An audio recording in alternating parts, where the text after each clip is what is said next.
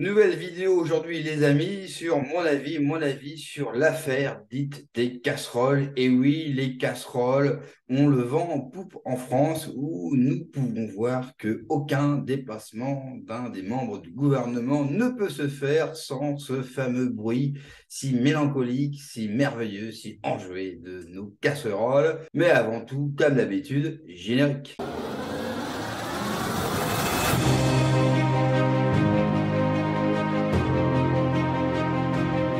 Donc oui, les casseroles sont parties d'un appel lors de l'allocution d'Emmanuel Macron. Moi qui le premier ai pensé que ça allait juste durer un soir, j'avais même critiqué justement le fait qu'on fasse des appels à taper dans les casseroles le soir où Macron parlait, car je trouvais ça sincèrement ridicule. Et ça rappelait le moment où on a applaudi comme des cons. Je précise que je ne l'ai jamais fait. Le personnel soignant, ça n'a pas duré longtemps, hein, et ensuite on les a vite oubliés. Et pour le coup, eh bien, d'une part, je me suis trompé, mais surtout, je ne m'attendais pas à ce que l'affaire des casseroles dure aussi longtemps. Les membres du gouvernement, à chaque déplacement, se font accueillir par 10, 20, 30 personnes, sinon plus. Non seulement par le bruit des casseroles, mais se font copieusement insulter, que ce soit les ministres, que ce soit même Macron. Et ça, moi, je trouve ça formidable, ça me fait rire.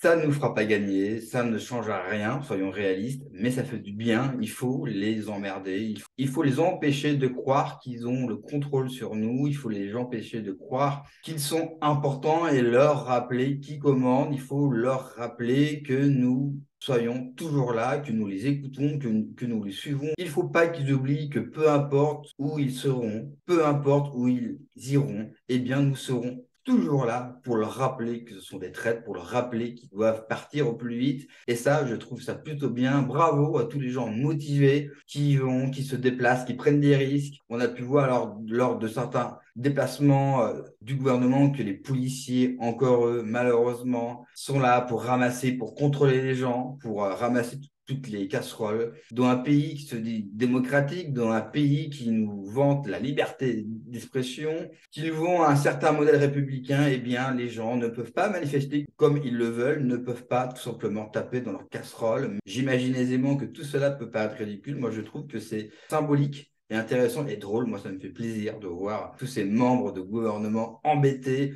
emmerdés à chaque fois qu'ils se déplacent. On a pu voir dernièrement une vidéo d'Aurore Berger là, qui tente de parler avec les manifestants puis qui se fait insulter. Elle ne peut pas en placer une. On la voit protégée par ses gardes du corps, par la police.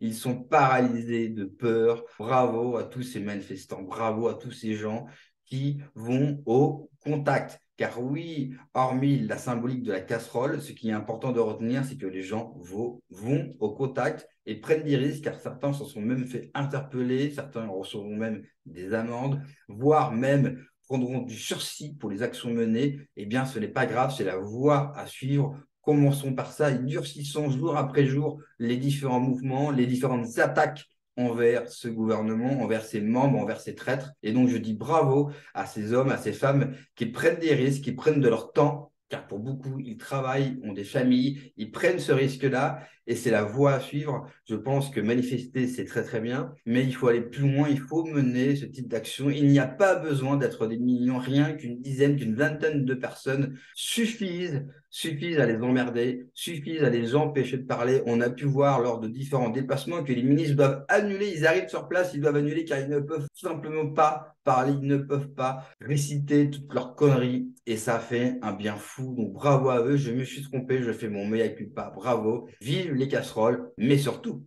vive la France.